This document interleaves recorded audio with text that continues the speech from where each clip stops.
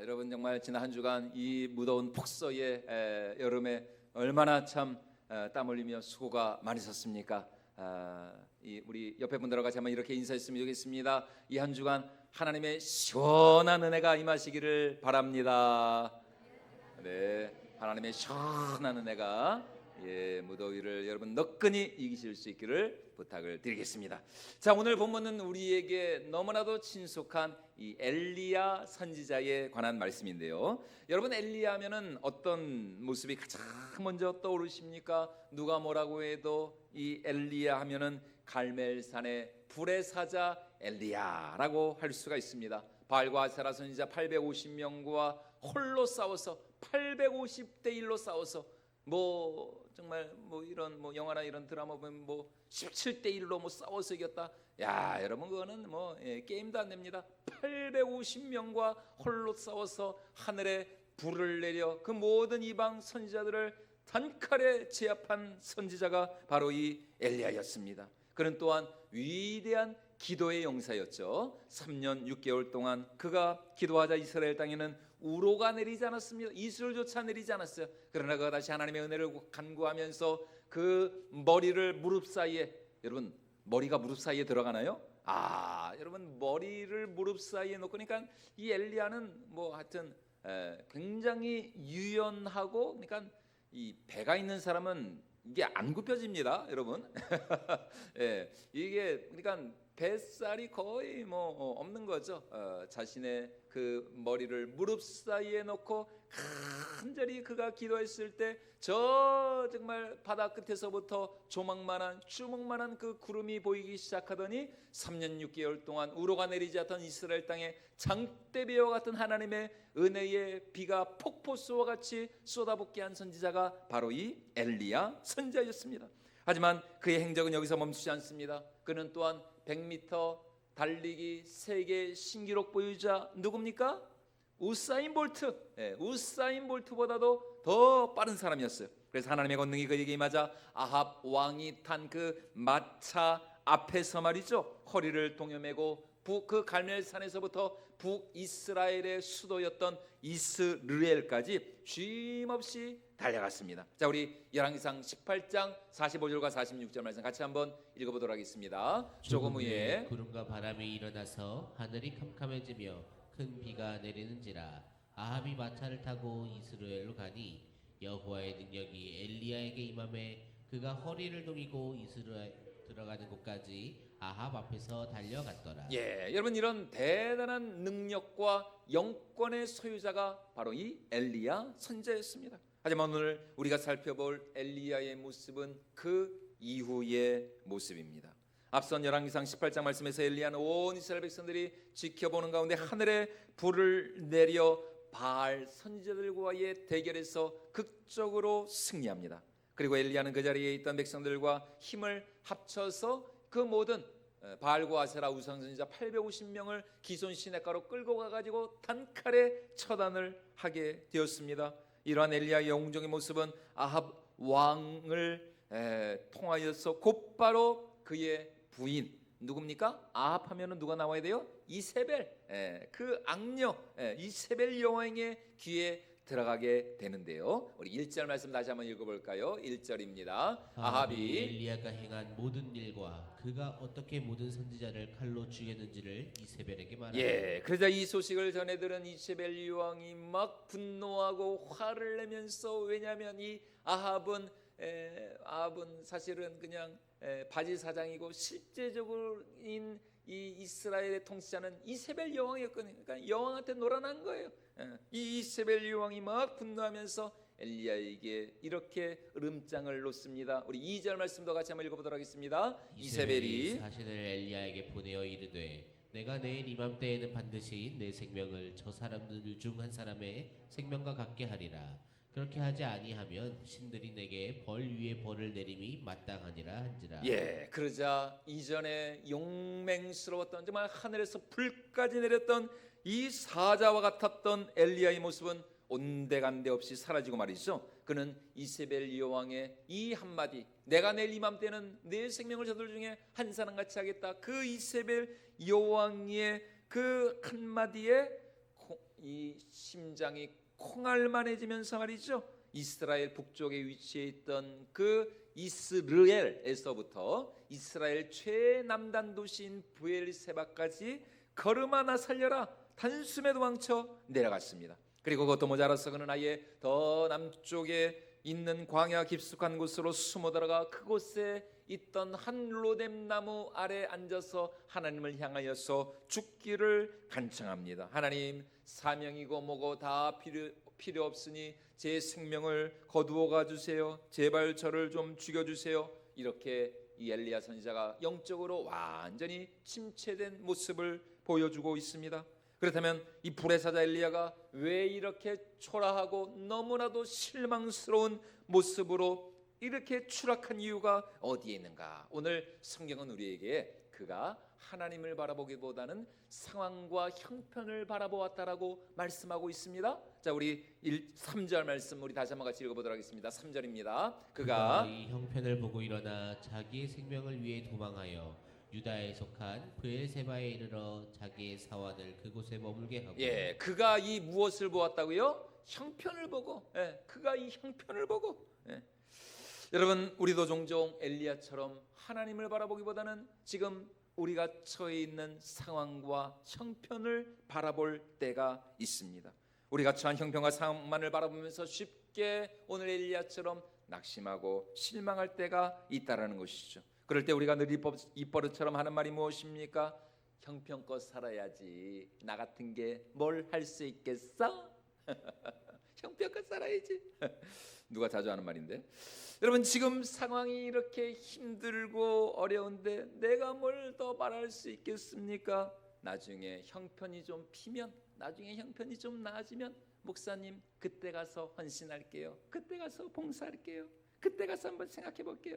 얼핏 들으면 굉장히 현실적이고 합리적인 것처럼 보입니다. 하지만 사실은 굉장히 소극적이고 또 부정적인 생각이 아닐 수가 없는 것이죠. 다시 말해 현실과 상황만을 바라볼 때 우리는 어쩔 수 없이 소심해지고 작아지고 위축될 수밖에 없다라는 것입니다. 그러나 참된 믿음이란 무엇인가? 오늘 하나님이 우리에게 원하시는 성경적인 믿음은 여러분 과연 무엇입니까? 그것은 바로 지금 나의 형편과 상황을 바라보는 것이 아니라는 것입니다. 형편과 상황에 얽매이는 것도 아니라는 것입니다. 하나님이 우리에게 원하시는 믿음, 성경이 오늘 우리에게 요구하고 있는 살아 역사하는 믿음이라고 하는 것은 지금 내가 처해 있는 그 형편과 상황을 바라보는 것이 아니라 그 형편과 상황을 초월하여서 얼마든지 우리 삶 가운데 당신의 능력으로 역사하실 수 있는 전능하신 여호와 하나님을 바라보는 믿음이 오늘 우리에게 있어야 할 줄로 믿습니다. 다시 말해 지금 나의 상황 속에 얼마든지 개입하시고 역사하셔서 그 형편과 상황을 얼마든지 나의 유익이 되게 하시고 축복이 되게 하시고 선이 되게 하시고 생명이 되게 하실 수 있는 그 전능하신 여호와 하나님, 전하유복의 하나님, 역전의 하나님을 우리 믿음의 눈을 들어 바라보아야 할 줄로 믿습니다. 그러므로 참된 믿음이라고 하는 것은 오늘 우리 삶 가운데 누가 가장 커 보이는 거예요? 누가 커 보이는 거예요? 사람이 커 보여요? 환경이 커 보여요? 아니죠. 참된 믿음이란 오늘 우리 삶 가운데 누가 가장 커 보이는 것이냐? 하나님이 가장 커 보여야 할 줄로 믿습니다. 하나님이 가장 커 보이는 거예요. 하나님이 내 영안이 열리고 내 믿음의 눈이 열려서 그 하나님을 바라볼 줄 알고 그 하나님이 내 인생에게, 내 인생 앞에 가장 커 보이는 것입니다. 세상의 어떤 사람보다도 어떤 권력, 어떤 상황과 형편보다도 천지를 창조하시고 모든 인생의 생사복을 주관하시는 전능하신 여호와 하나님이 오늘 우리의 눈에 가장 커 보여야 할 줄로 믿습니다. 그 하나님을 바라보는 것이 참된 믿음이라고 하는 것입니다. 그런데 오늘 엘리야 선지자는 안타깝게도 그 갈멜산에서 그렇게 이 바알과 아세라 선지자들과 싸울 때는 그렇게 하나님만 의지하고 하나님만이 가장 커 보이던 그 선지자가 말이죠, 이세벨 여왕의 내가 내일 너를 죽이겠다는 정말 그 공수표 같은 그 말 한마디에 그냥 완전히 좀 요새 우리 말로 그냥 완전히 쫄아가지고 말이죠. 하나님은 눈앞에 온데간데 없이 사라져버리고 그냥 두려움에 빠져서 도망을 쳐버리고 말았다는 것입니다. 그리고 그 엘리야 선지자 안에 하나님을 향한 이 감사와 찬양과 믿음보다는 오히려 이 불신앙적인 그런 말들이 그의 입에서 쏟아지게 되었던 것입니다. 자, 우리 오늘 본문 4절 말씀도 같이 한번 읽어보도록 하겠습니다. 자기 자신은 광야로 들어가 하루 길쯤 가서 한 로뎀나무 아래에 앉아서 자기가 죽기를 원하여 이르되 여호와여 넉넉하오니 지금 내 생명을 거두시옵소서. 나는 내 조상들보다 낫지 못하니이다 하고. 지금 엘리야가 하나님의 말씀보다는 이세벨의 말에 더 두려워하며 떠는 것처럼, 여러분 우리도 종종 믿음이 연약해질 때, 우리의 믿음이 흔들릴 때, 우리 주위에 있는 믿지 않는 가족이나 뭐 친구나 세상의 말들에 우리의 믿음이 흔들리고 연약해지고 또 우리가 낙심하고 우리가 실망을 할 수가 있다라는 것입니다.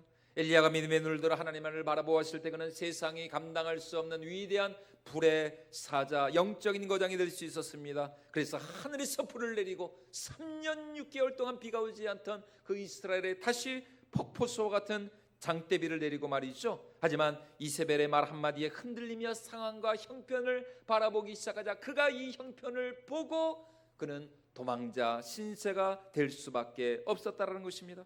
그러니까 지금 엘리야의 이런 모습은 우리 하나님의 입장에서 볼 때는 얼마나 참 분통이 터지고 하나님으로부터 책망을 받을 수밖에 없는, 아니 지금까지 하나님이 그에게 베풀어 주신 은혜가 얼만데 하나님이 엘리야 선지자를 통해서 얼마나 크고 놀라운 이적과 기적과 얼마나 놀라운 부흥의 역사를 이루어 주셨습니까?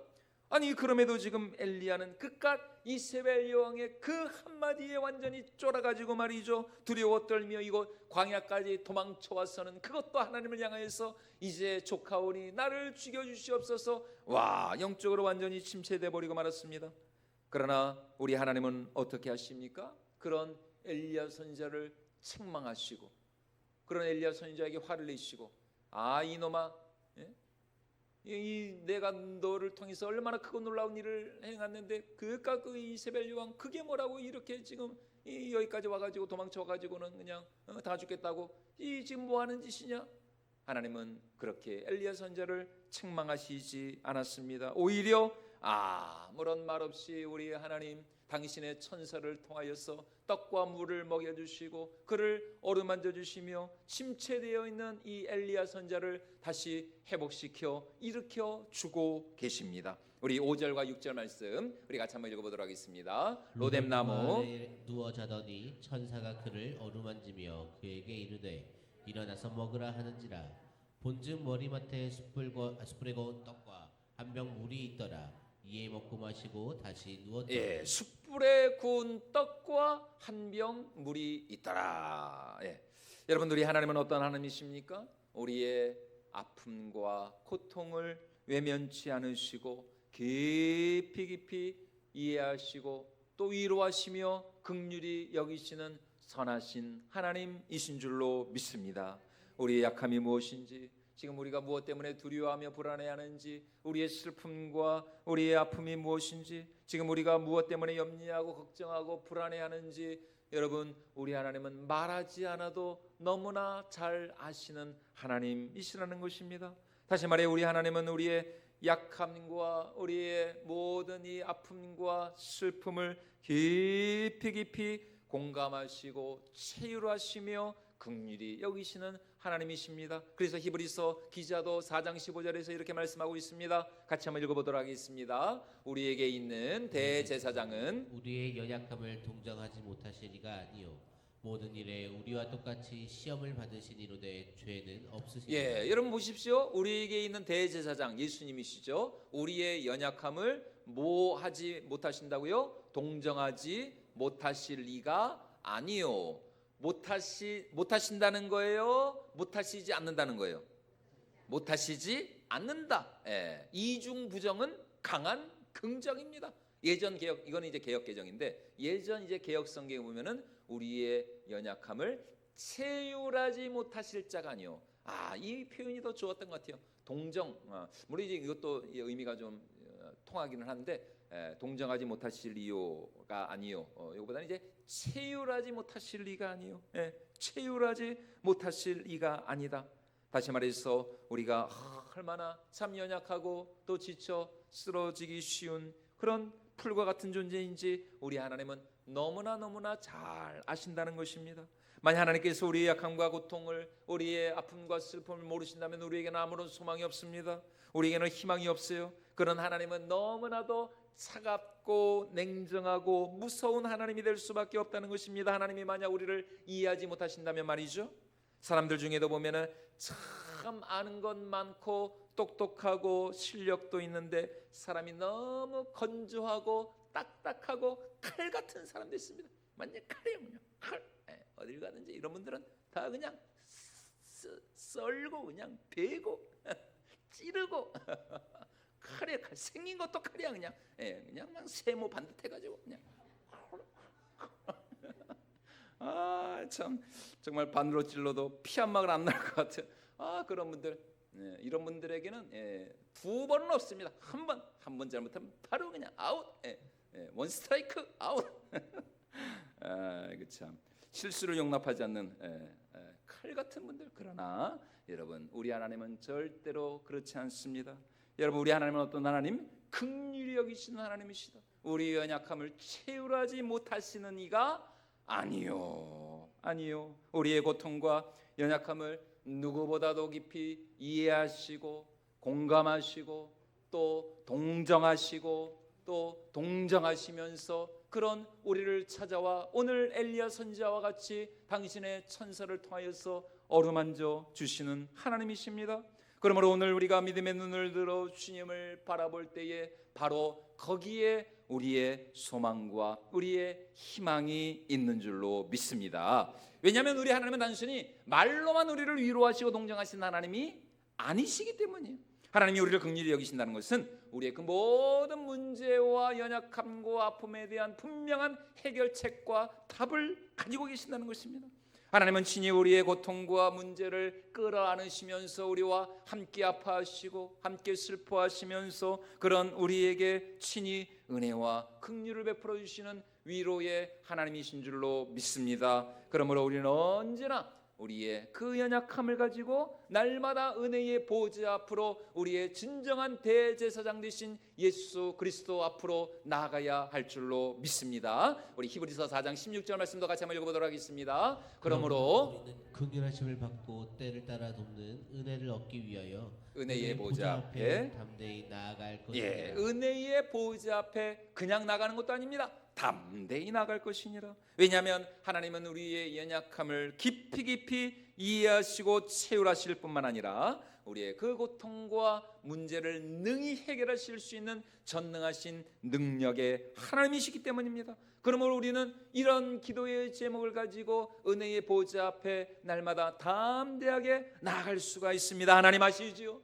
하나님이 저의 형편과 상황을 아시지요? 지금 제가 무엇 때문에 고민하고 두려워하고 불안해하고 초조해하는지 하나님 잘 아시지요? 지금 저의 형편과 상황을, 지금 저의 기도의 제목과 저의 마음의 소원을 주님 아시지요? 하나님 들어주시옵소서. 하나님 응답하여 주시옵소서. 하나님 역사하여 주시옵소서. 오늘 우리가 그렇게 믿음으로 주님 앞에 간구하며 은혜의 보좌 앞에 나갈 때에 우리 하나님께서 반드시 당신의 천군 천사를 통하여서 우리 삶 가운데 놀라운 은혜와 응답의 역사를 이루어 주실 줄로 믿습니다.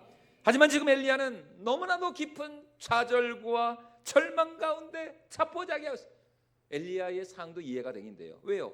아니 그렇게 그러니까 엘리야 입장에서는 자기가 이 정도 했으면은 이스라엘이 달라질 줄 알았어요.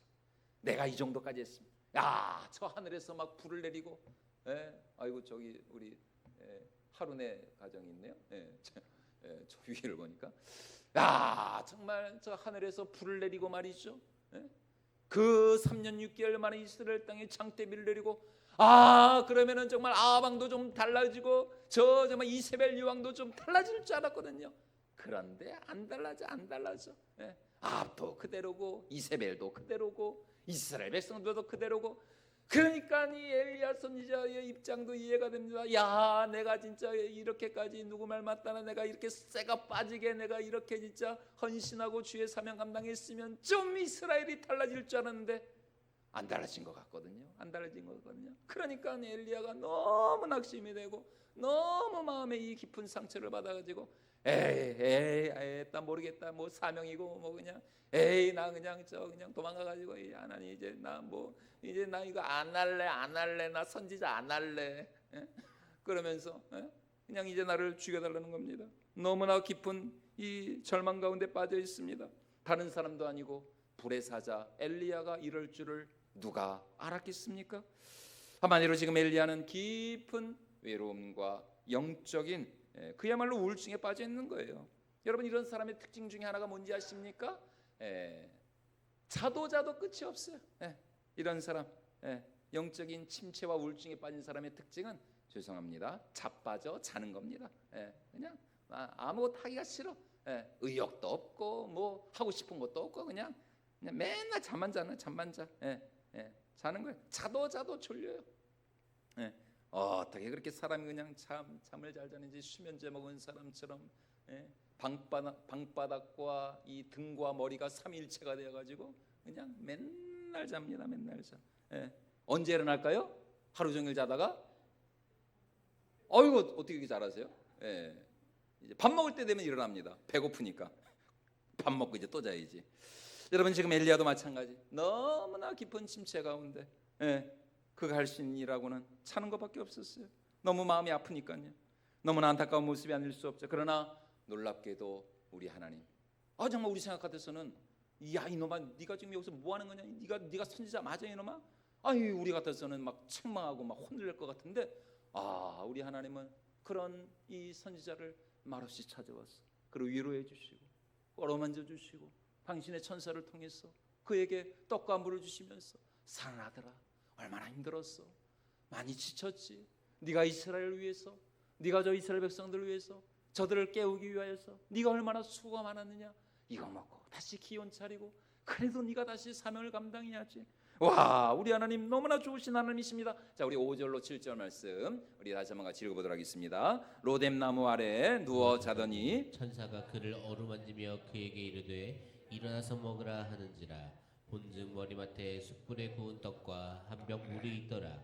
이에 먹고 마시고 다시 누웠더니 여호와의 천사가 또 다시 와서 어루만지며 이르되 일어나 먹으라. 그가 갈 길을 다 가지 못할까 하노라 하는지라.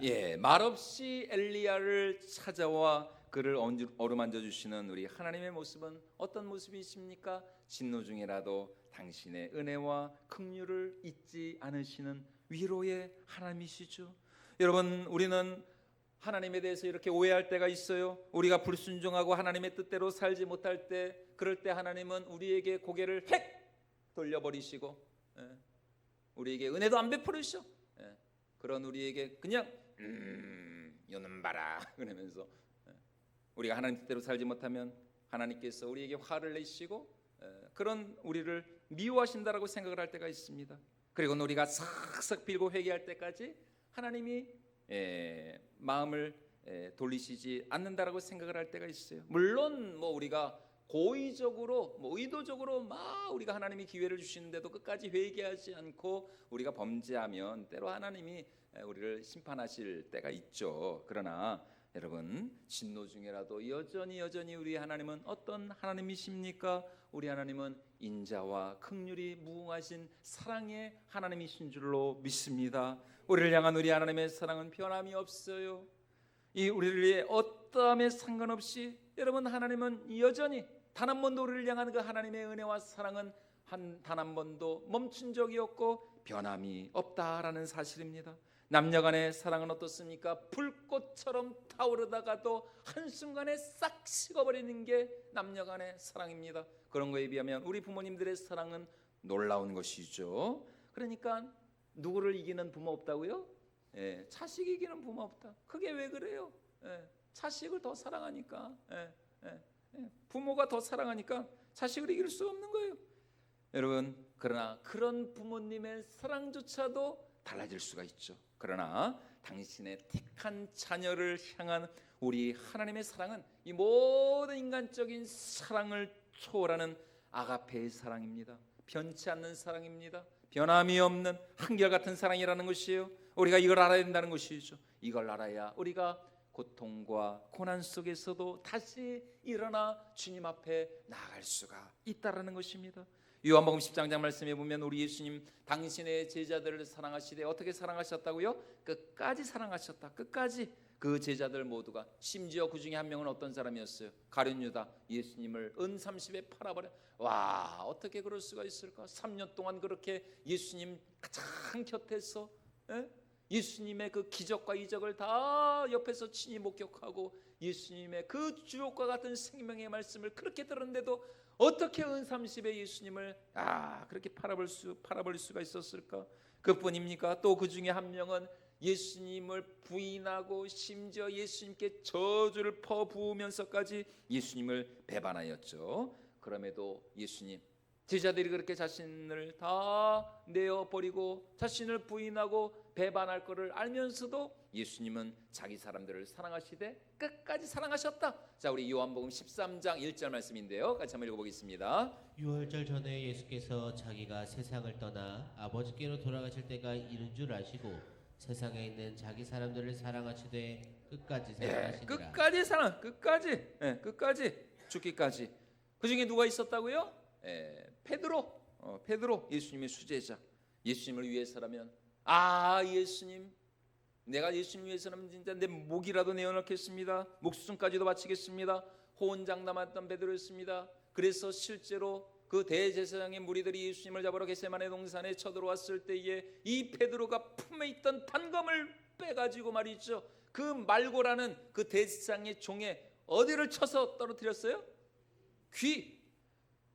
그러니까 이 베드로는 칼잡이. 여러분, 이 귀를 썬다는 게 이게 쉬운 일입니까? 이게 보통 실력이 아니면 이게 뭐 코를 베든 아니면 팔을 베든 이러지. 야, 어떻게 귀를 벨 수가 있지? 얼마나 실력이 좋았으면은 베드로가 실력이 좋았든지 그 말고가 잘 피했던 거지. 하여튼 베드로는 목을 노렸는데 이렇게 피하면서 이제 귀가 이렇게 됐는지 모르겠어요. 이거는 여하튼 그렇게 정말 베드로는 예수님을 께 충성한 사람이었습니다. 그러나 이세벨의 말 한마디에 겁에 질려 도망쳐버린 엘리야처럼 베드로 역시 대제사장의 집 앞에 있던 그 한 계집종의 그 말 한마디, 너도 예수와 함께 있지 않았느냐고. 너 갈릴리 방언 쓰는 거 보니까 너 예수님의 제자 맞지 않느냐고. 너도 겟세마네 동산에 같이 있지 않았냐고 말이죠. 그러니까 베드로가 세상에 그 계집종의 그 말 한마디에 그냥 덜컥 그냥 심장이 쪼그라들어 가지고 말이죠, 예수님을 막 부인하고 심지어 막 저주까지. 우리말 성경은 좀 그를 이제 좀 순화를 한 겁니다. 막 욕을 하면서 내가 저 예수라면 막 그렇게 그냥 막 욕을 하면서, 그리고 그냥 걸음 하나 살려라 36개 도망쳐버린 겁니다. 그러나 부활하신 우리 예수님 어떻게 하셨습니까? 오늘 엘리야를 찾아오신 것처럼 우리 부활하신 우리 주님도 말없이 그 갈릴리 그 호숫가에서 영적으로 침체되고 실망하여 동료들과 함께 그물을 치고 있던 그 베드로를 찾아와 주셨습니다. 그리고는 말없이 오늘 하나님과 같이 우리 예수님도 구운 떡과 생선을 차려주시면서 지쳐있던 제자들에게 조반을 차려주셨습니다. 베드로의 그 실망스러웠던 그 모습에 베드로의 정말 우리 같았으면은 이놈아, 이거 아무리 그래도 그렇지 어떻게 그렇게 나를 욕하고, 참 베드로 너 참 다시 봤다. 참 너를 내 사도로 써야 될지 한번 고민을 해봐야 되겠다. 여러분, 예수님이 이런 말씀 안 하셨어요. 베드로의 그 실망스러웠던 모습에 단 한마디 책망도 질책도 하지 않으셨습니다. 그리고는 이렇게 하셨죠. 자, 우리 요한복음 21장 12절과 13절 말씀 우리 같이 한번 읽어보도록 하겠습니다. 예수께서 이르시되 와서 조반을 먹으라 하시니 제자들이 주님이신 줄 아는 고로 당신이 누구냐 감히 묻는 자가 없더라.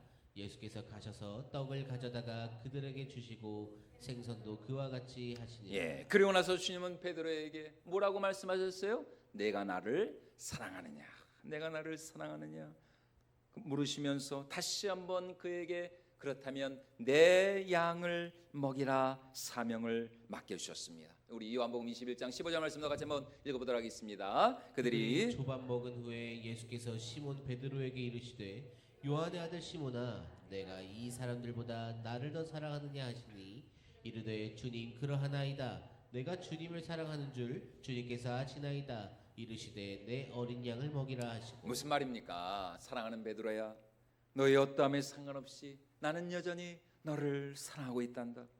내가 나를 부인했을 때도, 심지어 내가 욕을 하며 나를 저주했을 때에도, 내가 너에게 맡긴 그 사명을 포기하고 세상으로 도망쳐갔을 때도 나는 여전히 너와 함께하고 또 너를 사랑하고, 그리고 너를 향한 나의 사랑은 단 한 번도 변한 적이 없단다. 이것을 내가 아느냐? 그렇다면 내 양을 먹이라.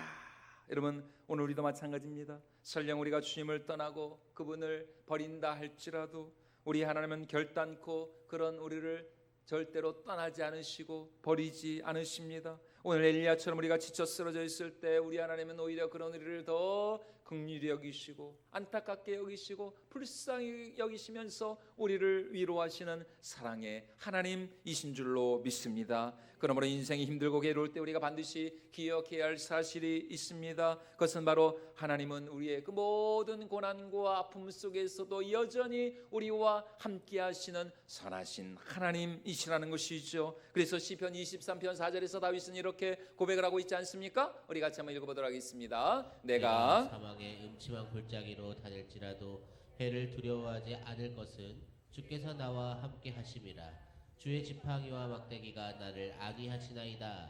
다윗이 두려워하지 않을 수 있었던 이유가 뭐라고요? 주께서 나와 무하심이라 함께 하심이라. 다윗에게는 그 믿음이 있었어요. 하나님이 나와 함께 하시기에 사망의 음침한 골짜기를 다닌다 할지라도 나에게는 두려움이 없습니다. 사랑하는 여러분, 우리는 때로 험난한 고난의 계곡을 지나야 할 때가 있습니다. 끝을 알 수 없는 어두운 고통의 터널을 건너야 지나야 할 때가 있다는 것이죠. 멈출 것 같지 않는 눈물의 골짜기를 지나야 할 때가 있습니다. 그러나 죽을 것만 같은 그런 고난과 아픔의 현장 속에서도 우리가 마음이 평안하고 위로를 받으며 우리가 여전히 살아계신 하나님을 온전히 의지할 수 있는 이유가 무엇인가? 그것은 바로 주께서 우리와 함께 하시기 때문인 것입니다. 하나님이 나와 함께 하심이라. 주님은 단 한 번도 우리를 떠나신 적이 없습니다. 나는 주님을 부인하고 배신하고 배반한다 할지라도 그럼에도 불구하고 하나님은 여전히 우리와 함께 하시는 것이죠. 그래서 시편 27편 10절에서 다윗은 또 이렇게 고백을 하고 있습니다. 우리 같이 한번 읽어보도록 하겠습니다. 내 부모는 나를 버렸으나 여호와는 나를 영접하시니라. 나를 낳은 부모까지도 나를 버렸지만 그러나 하나님은 여전히 나와 함께 하시고 오히려 나를 뭐 하신다고요? 영접하시리다. 내가 잘 나갈 때만 하나님이 나와 함께 하시는 것이 아닙니다. 내가 성령 충만하고 내가 믿음대로 살고 내가 기도 열심히 하고 내가 열심히 정말 내가 헌신하고, 여러분 그럴 때만 하나님이 우리와 함께 하시는 게 아니에요. 오히려 선한 목자 되신 하나님은 우리의 믿음이 연약해져 갈 때에도 내가 성령으로 충만치 못하고 오늘 엘리야처럼 주님을 떠나고 싶고 사명을 내려놓고 싶고 믿음을 포기하고 싶을 때 오히려 그런 우리를 더 불쌍히 여겨주시고 긍휼을 베풀어 주시며 그런 우리를 당신의 천사를 보내셔서 위로하시고 우리를 다시 일으켜 주시는 사랑의 하나님이신 줄로 믿습니다. 그러므로 아무리 힘들고 어려워도 사랑하는 여러분, 낙심하지 마시고 실망하지 마시고 다시 우리 믿음의 눈을 들어 주님만을 바라보실 수 있기를 주님의 이름으로 축원을 드립니다. 내가 만약 괴로울 때면 누가 나를 위로해 주지? 윤복희는 뭐라 그래요? 여러분. 그래서 오늘 설교 제목이 내가 만약 외로울 때면, 내가 만약 외로울 때면, 여러분이 아니라 내가 만약 괴로울 때면, 내가 만약 외로울 때면 우리를 위로해 주시는 분은 오직 전능하신 여호와 하나님이신 줄로 믿습니다. 그 하나님을 의지하여서 여러분 이 한 주간도 세상을 이기고 모든 고난을 이기며 날마다 주님과 동행하는 우리 모든 성도님 될 수 있기를 주님의 이름으로 축원을 드립니다.